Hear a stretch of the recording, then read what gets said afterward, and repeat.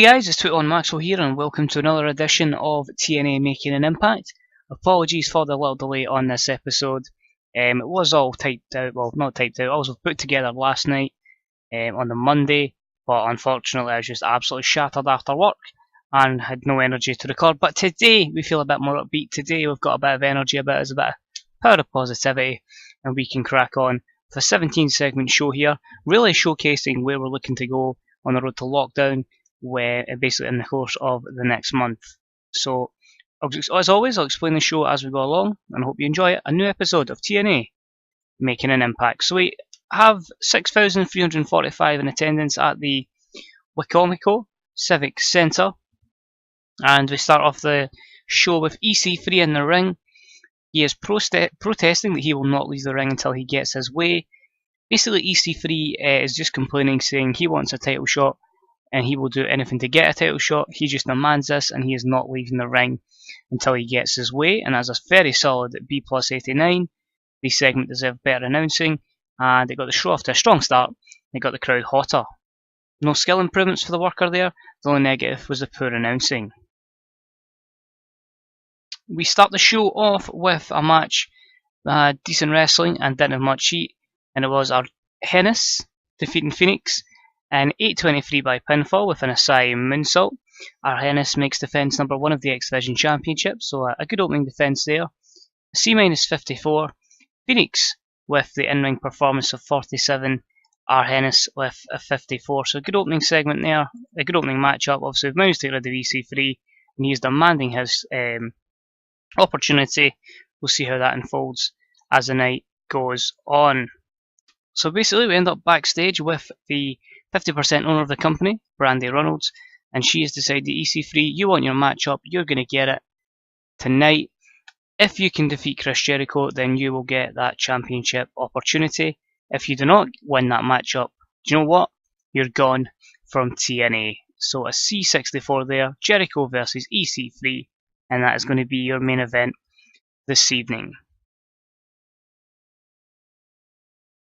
Next up, we've got the usual hype video to promote Moose before his matchup, and E24, just again trying to get him over slowly but surely. And his matchup delivers a D-36, as it's a terrible matchup, which saw Moose defeat Caleb Conley in 4:24 with a running clothesline. It cooled the crowd a little, yielding a 27 performance to Conley's 36. Again building him up slowly but surely. No skill improvements. Negatives now are down to psychology, selling, and the crowd reaction, but hopefully again as we keep building them up, Moose can continue to improve. Next up, in a bout that had some subpar wrestling and a little heat, we had Sienna, the champion, defeat Liviana in 9:06 by pinfall with a cutthroat, following a distraction from the debuting Amanda. Let's get a D46. Amanda debuted her Diva gimmick. This is the former NXT, or the NXT superstar at the moment, but former in this, Amanda Rose, Amanda Sakamoto, I think her name is, or something. But the gimmick was poor.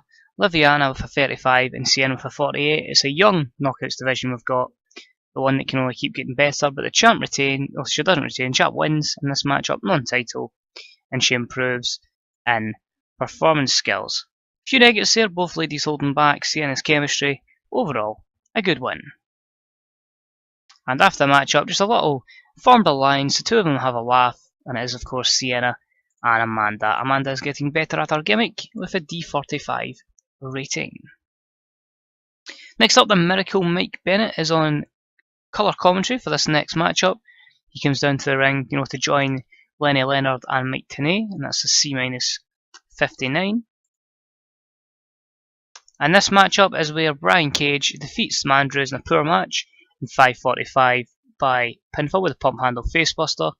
Basic D47 here, giving Brian Cage the win, giving him some momentum. He gets a 54 rating to Mandrews' 30, and of course Brian Cage's buddy Mike Bennett at ringside. And after this, we basically have Eddie Edwards come out and say, I know it was used to have done it, I know you used to attack Davey Richards, and I will get my vengeance on you. So that's a C62 rating there, and it starts off the Wolves versus the Dream Team storyline. And overall, no skill improvements, but a decent promo from Eddie Edwards. Next up in a matchup that was decent, Kenny Omega defeated Rey Mysterio Jr. in 11:52 by pinfall after using a foreign object, C65. A good matchup there to get Kenny over, obviously via cheating. The match got the crowd hotter. Mysterio with a 68, Omega with a 55. Basically just jobbing Rey Mysterio down a little bit after all these failed wellness policies. So no skill improvements to comment upon. Negatives, poor momentum and stamina for Rey Mysterio. Next up, in a match that had some good wrestling and decent reaction from the audience, we saw Jay Lethal defeat Stu Barrett in 10:45 by pinfall with the lethal combination. This was following the distraction of Bobby Lashley. B78, obviously Barrett turning his back on Lashley. The match again got the crowd hotter. A 77 for Lethal, a 65 for Barrett. It's a good showing from both superstars there. And it starts the revenge storyline in game anyway between Lashley and Barrett. So that was positive there. Just the one negative, the chemistry motivation of Barrett. But I guess there's a bit of heat going into the feud between him and Lashley. Next up, a big 10-man tag match. Just filling people in here. It was about to have some good wrestling and a decent reaction from the crowd. It was the team of Bobby Roode, Fergal Devitt, Ricochet, Drew Galloway and Jeff Hardy, who defeated the team of Bram, the Young Bucks, Magnus and Tyrus in 10 minutes and 21 when Devitt defeated Tyrus with a flying double stomp.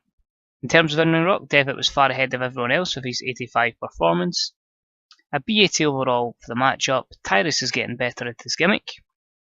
60 rating for Jeff, 70 for Drew, 72 for Bobby Roode and a 63 for Ricochet. The other team had a 60 for Tyrus, 66 for Matt Jackson and Nick Jackson, Magnus with 68 and Bram with 73. So you're seeing which superstars have got over while mingling with main event stars, and two storylines advance with that segment. Jeff and Nick Jackson improved technical skills while Bobby Roode improves performance skills, and obviously a lot of negatives there for inconsistencies and lack of momentum, but overall a good matchup. This leads us to our main event. Chris Jericho then talks about, EC3. You have to earn the fact that you're going to be the #1 contender. But he's the best in the world. He's the best in any company. He may not have the champion, but it's a matter of time. He's going to prove that tonight by defeating EC3. That was a B+86, and Jericho came across well. The matchup was exceptional, and it saw Chris Jericho defeat EC3 in 14:35 by submission with the Walls of Jericho, a B-76. The match deserved better commentary, a 78 for Jericho and an 81 for EC3. No skill improvements and negatives here. Few for Jericho and the poor colour commentary, so I think it could have been a lot better there. But EC3 is now gone from TNA. Basically, he signed a contract with WWE. We couldn't match it. We tried to give him as much wages as possible, but he's opted to go elsewhere. Which leads to then Chris Jericho celebrating his victory and the returning Phenomenal One, AJ Styles, runs to the ring and attacks Chris Jericho. Obviously, Callie had mentioned that someone was coming to TNA. It's going to be a massive signing. We lose one, we bring one in, and as I say, AJ Styles attacks Chris Jericho to a B+89. He's a franchise player gimmick now with an above average rating. Jericho looked good, but AJ underperformed. Hopefully we can get AJ right away over with this storyline. Negative only being short, and we finished the show with Carly just saying she has been the one who has signed AJ back to TNA. So very disappointing that was on a D49. But overall, it's a B78. So what we've learned from this show is we've lost EC3 to WWE, but we in turn have gained AJ Styles. AJ Styles is going to align himself with Carly, and he's got some problems with Chris Jericho. We've got the feud going between the Wolves, Brian Cage and Mike Bennett.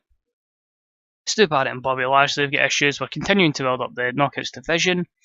Our Hennis is running right in the X division, and we're pushing Moose. So we need to sort out what we're going to do in the future with the championship. We need to decide the future of the Young Bucks here, Bram, and Bobby Roode and Ricochet as well. Drew Galloway, a lot of guys still with things to do, but we got a big 5-on-5 match at Lockdown. We need to plan out those competitors, and another good show that covers all 18 regions with a gain in importance.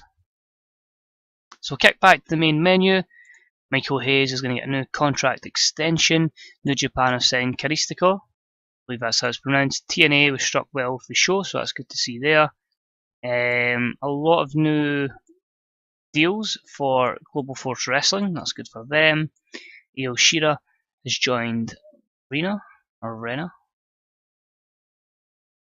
And yeah.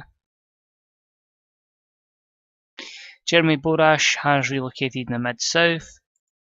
A 3.97 TV rating, a 3K drug test, and Shibata will now want to become a main eventer with his 64 overness. Let's just double check that, since we now check the old roster page, since we no longer have to hide AJ Styles. So that's Shibata. Forgetting in this save he's just down as Shibata, not his first name as well. As I say, that'll be him wanting to become a main eventer as your TNA national champion. But his popularity has went well. If we just quickly monitor him, we've got him up from a 10 in April. Managed to build him up spectacularly well to be a 62. So it's been a slow but steady progress for him, but he's done great. As I say, we're continuing to wave the run of momentum up to 73 momentum, 42 prestige.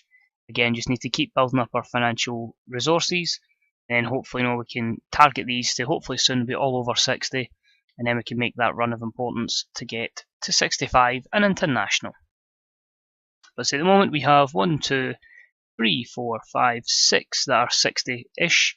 The Midwest has been a hotbed for us, so maybe looking to target the likes of the Great Lakes and the Mid-Atlantic and New England to try and boost them up to get the 8 regions a little bit quicker. But that's going to be it for this episode, guys. I say we have 4 shows down now to get to lockdown. Hopefully put that card together as quickly as possible. Put on an all-star show. Don't forget as good a rating as possible. As always, guys, thanks for watching. It's deeply appreciated. As I say, any predictions to the card are deeply appreciated. Any thoughts on the series, let me know. Let me know how your own saves are getting on. The game has been out now for about 8 months now. So again, how your saves are going, if you're managing TNA, WWE, or even your own save, let me know in the comment section below. And as always, any likes, comments, shares, subscriptions, all that jazz are deeply appreciated. Any feedback, as I say, even if it's on Twitter, is all deeply appreciated as well. That's under 21 Maxwell. And of course, if you want to get involved in the TEW hype, you can always get involved by jumping on the old Grey Dog software forums with a lot of information and advice there, as well as a Dynasty section, which has a lot of written and YouTube diaries. So if you'd like to get involved in YouTube diaries, it's definitely one place I would recommend. The other place I would recommend is the good old Fantasy Bookers subreddit. Great place to know a lot of people, met a lot of good friends out of there, and long may it continue. But that aside, keep enjoying the game, guys, and hopefully, the real wrestling will be good, as we are going to that downtime with the wrestling until we really hit the Royal Rumble in about 4, 5, 6 weeks time, roughly, maybe, yeah, roughly about 6 weeks time. So a little bit of downtime in the wrestling world around about this time of year.